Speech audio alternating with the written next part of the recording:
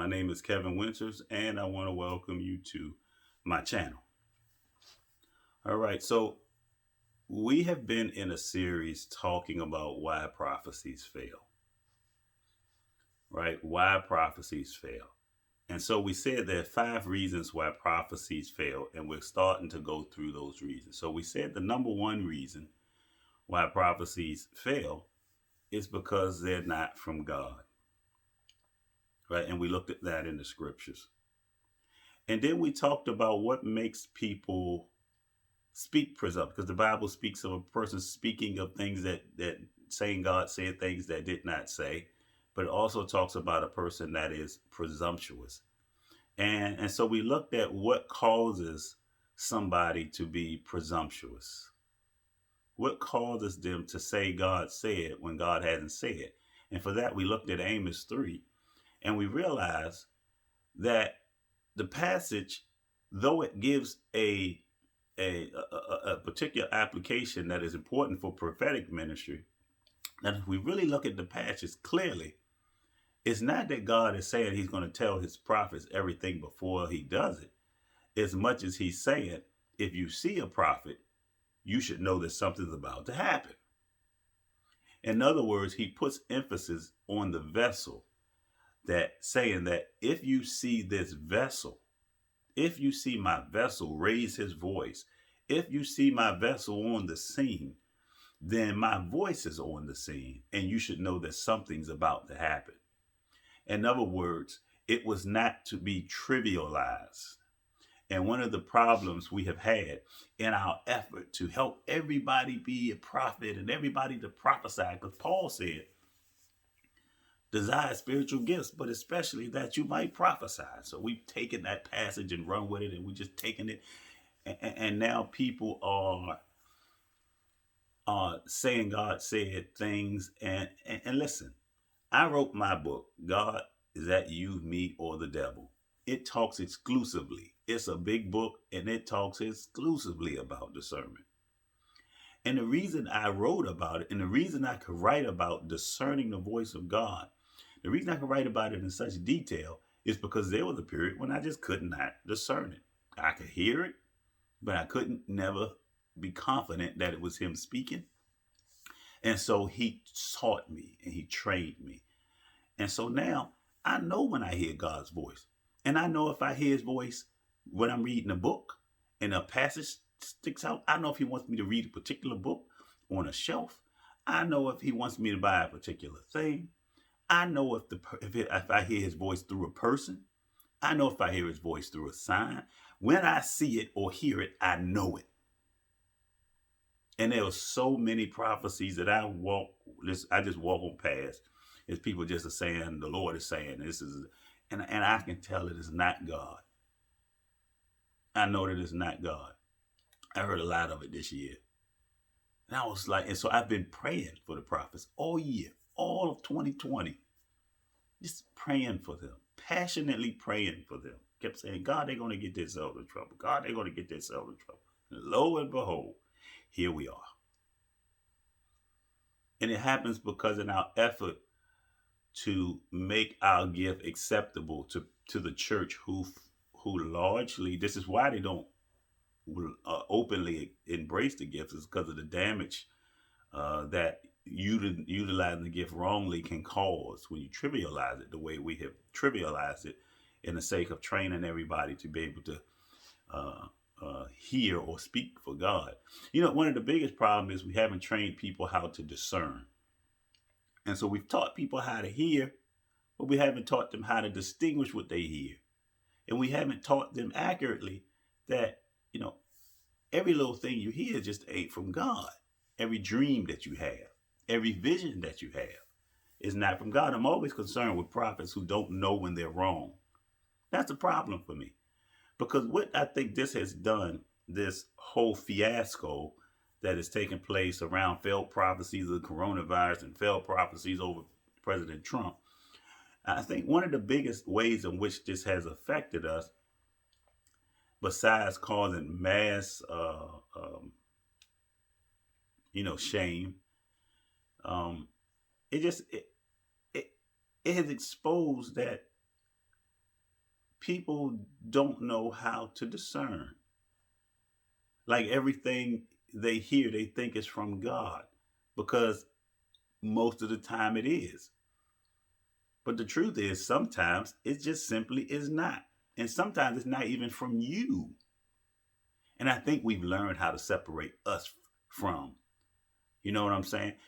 Prophets generally know how to know. They know when it's them and they know when it's God. But they don't know the difference between Satan and God. And Satan was doing something. And I'll share more about this a little later. But in March of 2017, I started having dreams about the Russia investigation. The very first dream I had was probably the most surreal dream, one of the most surreal visionary experiences I've had. It is my custom to write down all of my dreams, all of them. God dreams, Satan dreams. I write everybody's dreams. I document every dream. The reason I do that, if you read my book, you can hear the voice of, God is that you, me, or the devil. One of the reasons I tell you to document your encounters with God is so that you can go back, and when the fantasy and the fanatic, the euphoria of the experience wears off, then you can go back, write it down, and discern it. Have to discern it. Because sometimes it's just not from God. Sometimes it is Satan. I've had plenty of demonic dreams where they've tried to introduce themselves in some particular way. And this was a particular situation. So I had this dream about the Russia investigation. At the same time, everybody else was having dreams about the Russia investigation. And I had this dream, and it's very surreal. And I woke up, and I'm writing it down, and I'm all ready to say, hey, there's about to, you know. And as I start to write it down, I'm realizing that this is not from God. And I said to myself, I said to God, I said, Lord, that was not from you. Then he spoke and he said this. He said, very good. Very good. Now I want you to study. And he gave me a particular subject that he wanted to study. Wanted me to study about dreams.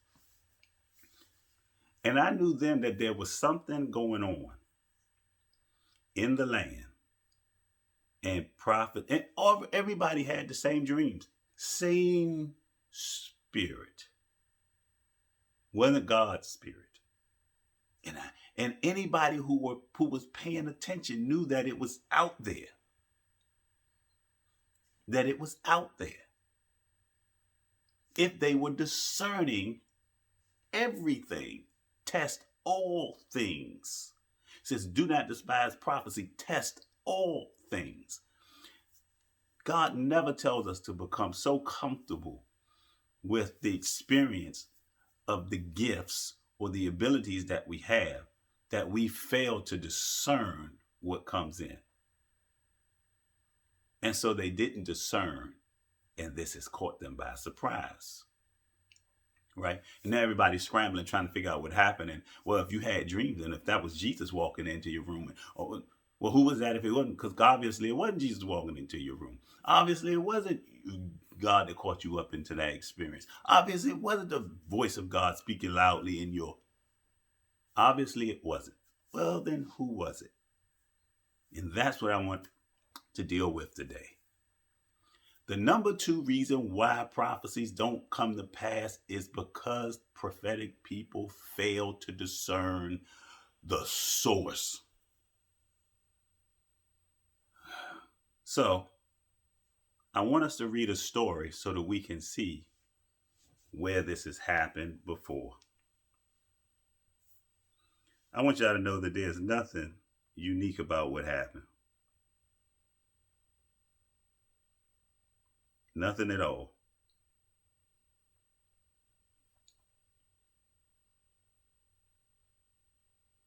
Let me just bring up my...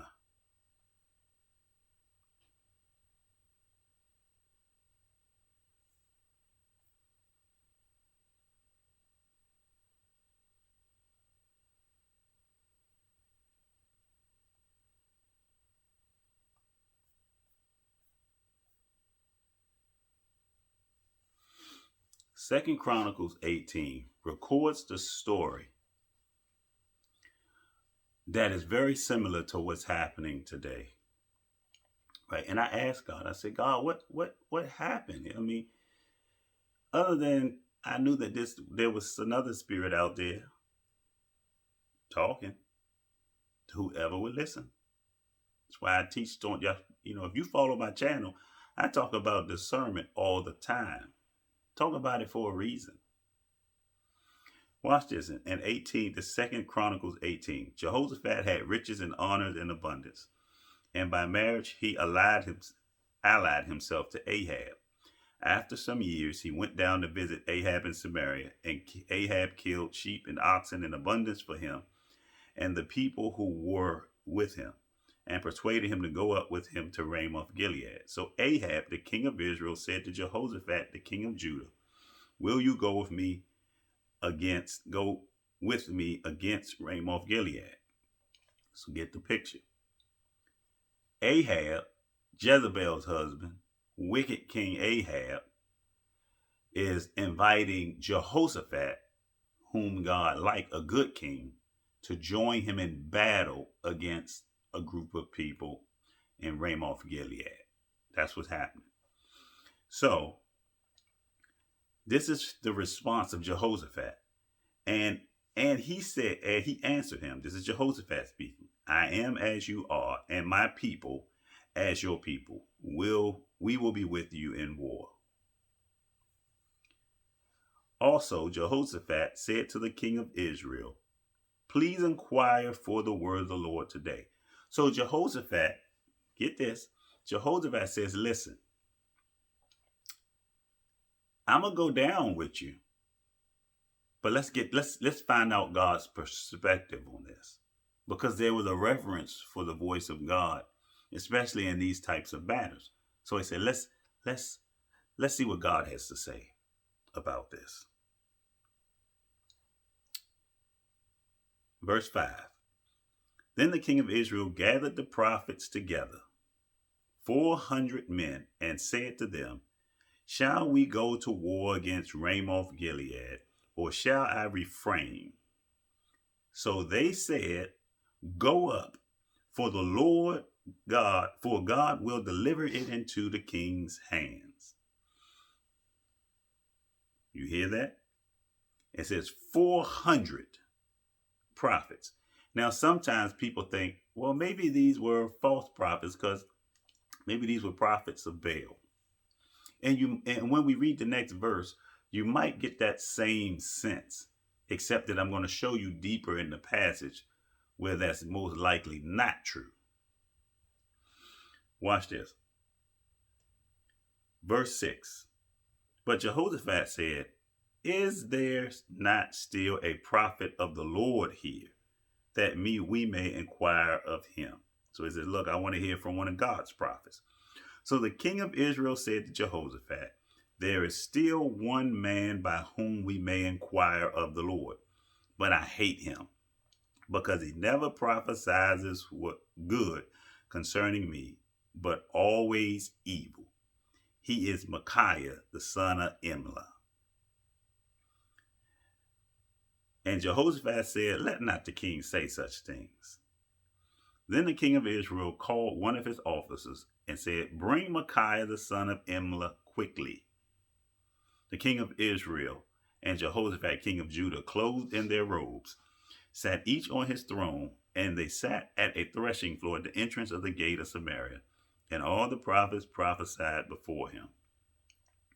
Now Zedekiah the son of Shaniah had made horns of iron for himself, and said, "Thus says the Lord, with these you shall gore the Syrians until they are destroyed." All right. And all the prophets prophesied, saying, "Go up to Ramoth Gilead and prosper, for the Lord will deliver it into the king's hand." So let me do a little commentary. So we've already established these two kings come together, one good, one evil. The evil one invites the good one to join him in a war against another nation.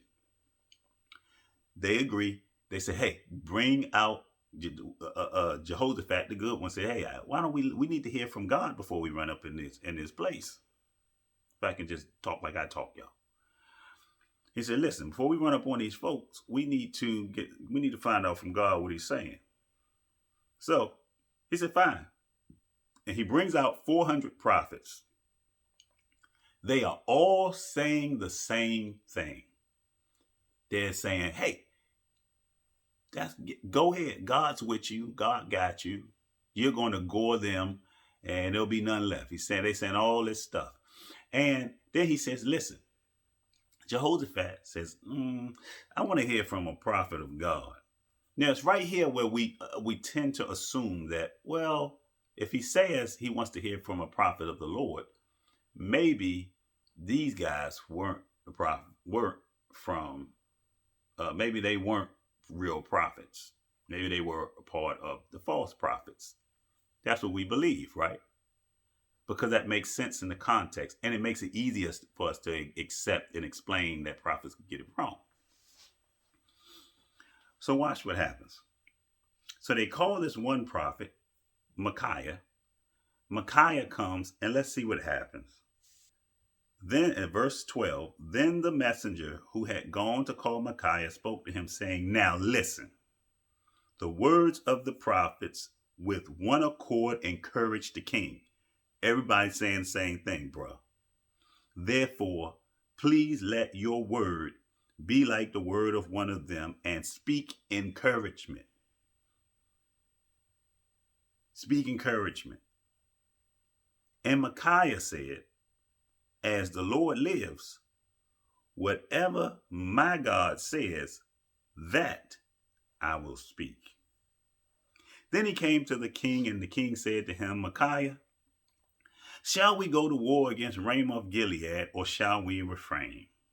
And he said, go and prosper, and they shall be delivered into your hand. So the king said to him, how many times shall I make you swear that you tell me nothing but the truth in the name of the Lord? Then he said, I saw all Israel scattered on the mountains as sheep that have no shepherd.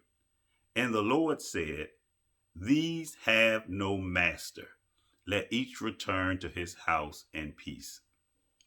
And the king of Israel said to Jehoshaphat, did I not tell you he would not prophesy good concerning me, but evil? So they go get Micaiah. They say to Micaiah, listen, this is what everybody else is saying. This is what everybody else has heard from God. You should not hear anything different. Your words should be like theirs. Now, they only speak good. And we want you to do the same thing. And that's one of the things we have happening too, is nobody is listening to God and saying the things that they don't think people will like.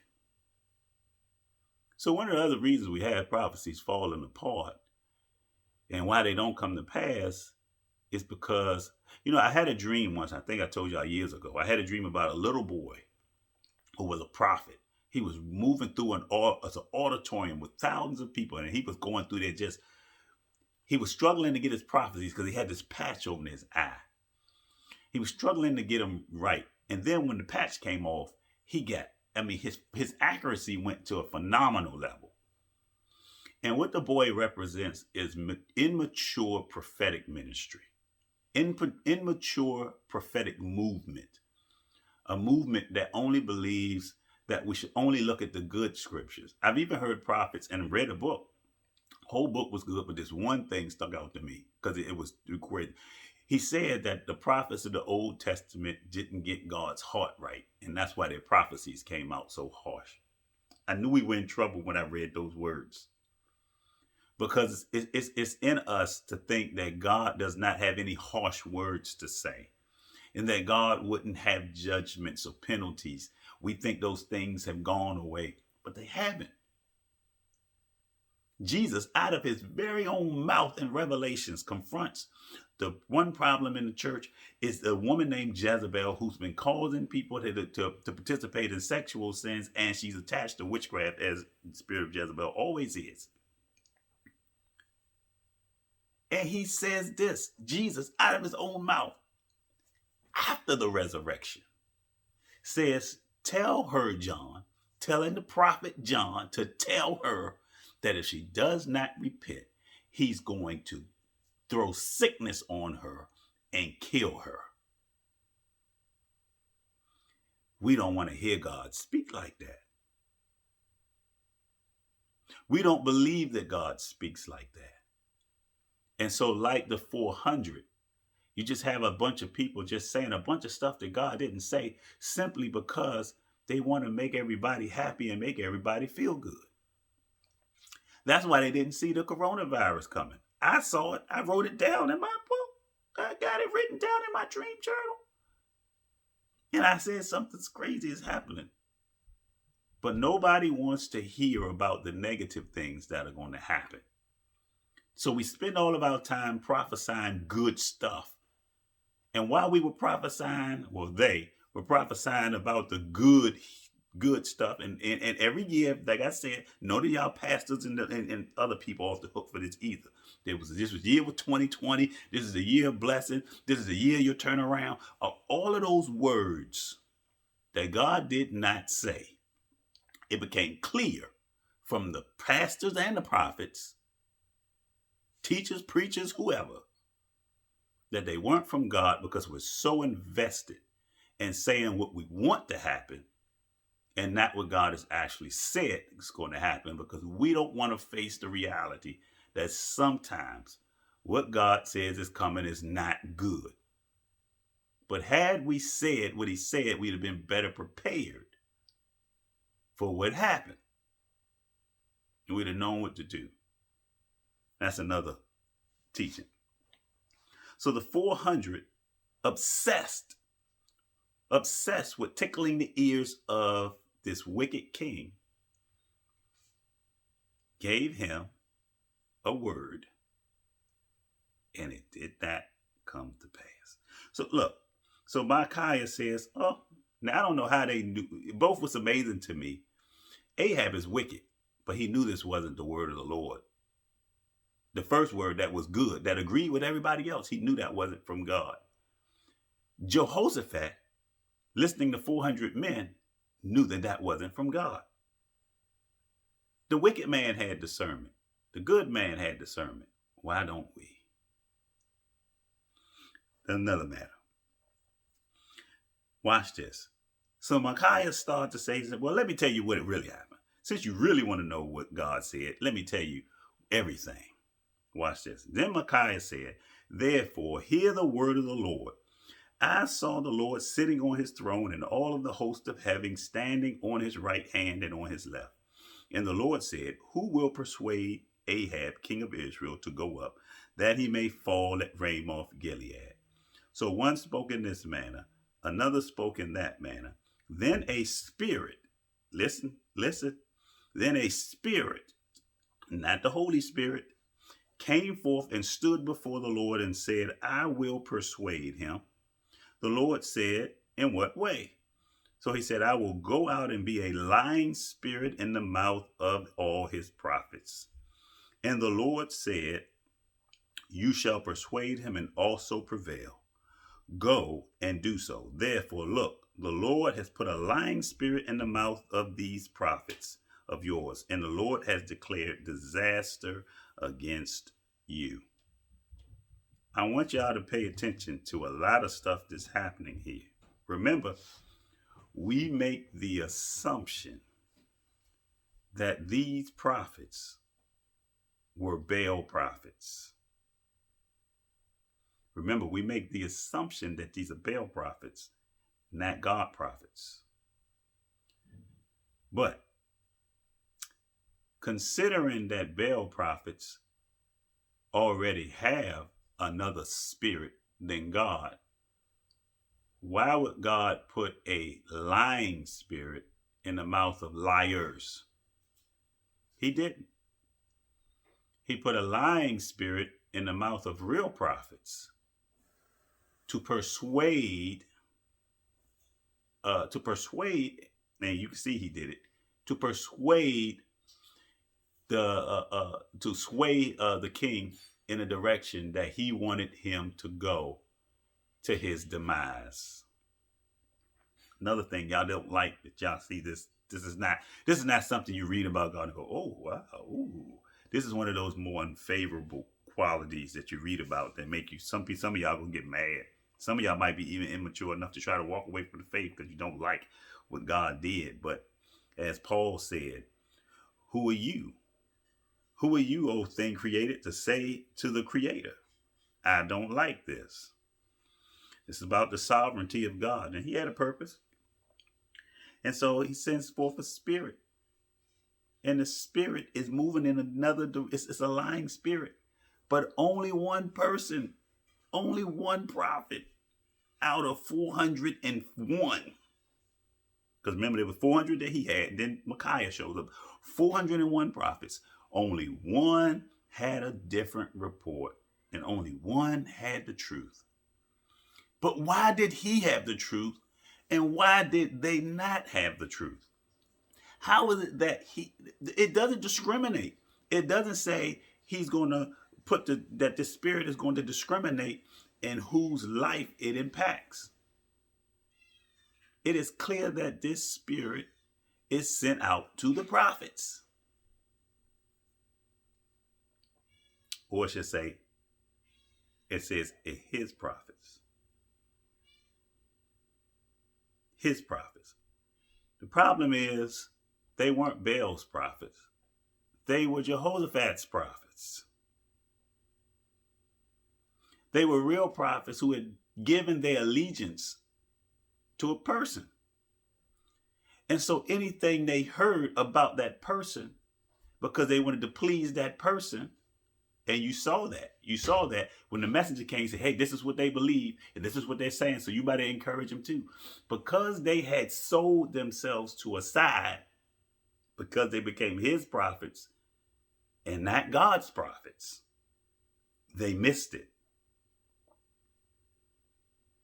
Doesn't make them false prophets, because God put a spirit in their mouth on purpose, so that where they would normally prophesy accurately, they now prophesy inaccurately on this one event.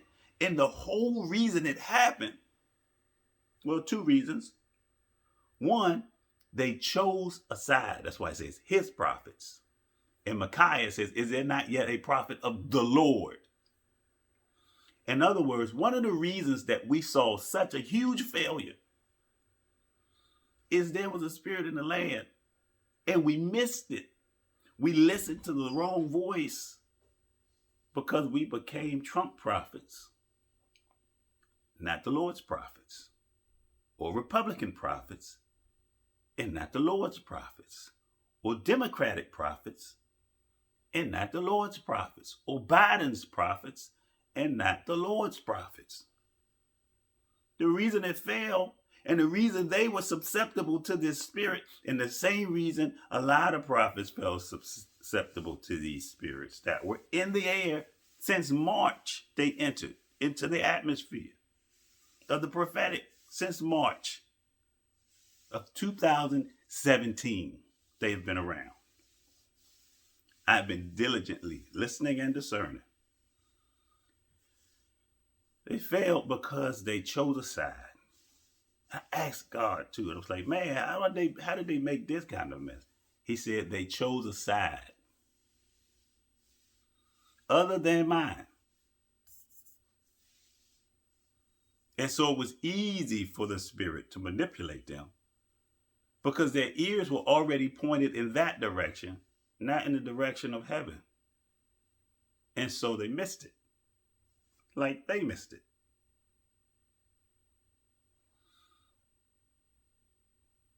We have to be discerning to the source. Every dream is not from God. Every vision is not from God. And some of you reach out to me and you ask me, hey, can you help me see? Can you help me see in the spirit?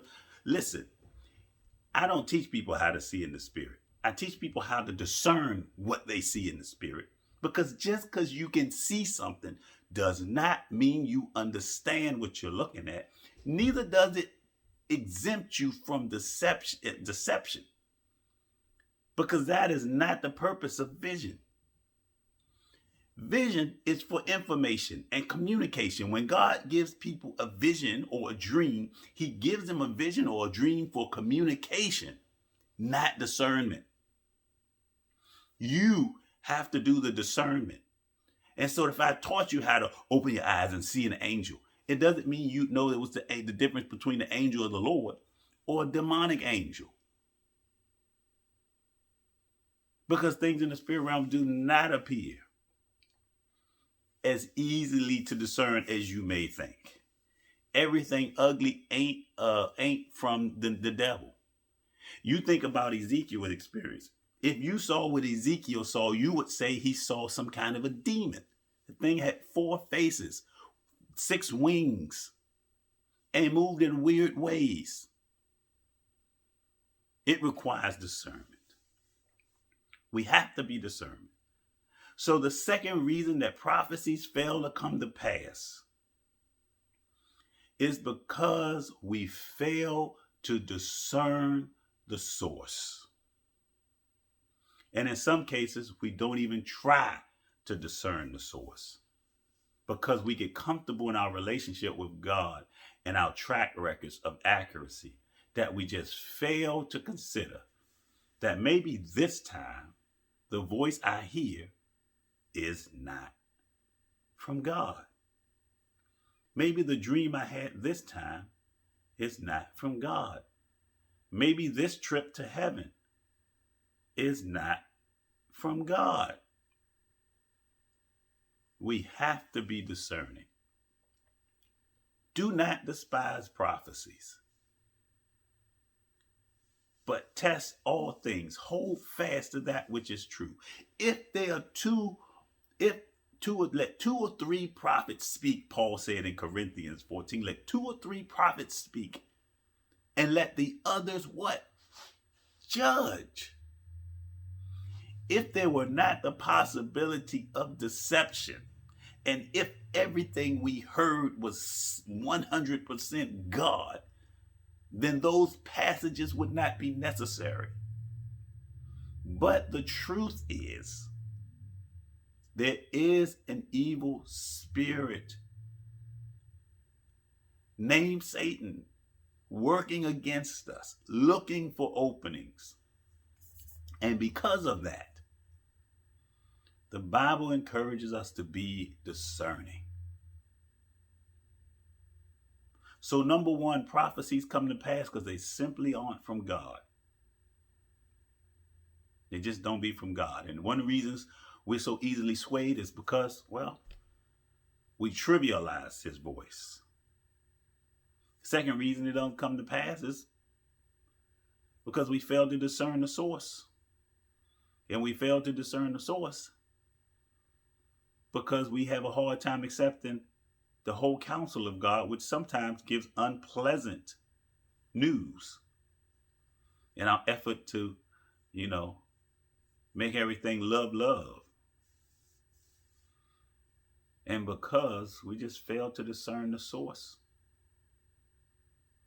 because we just get too comfortable.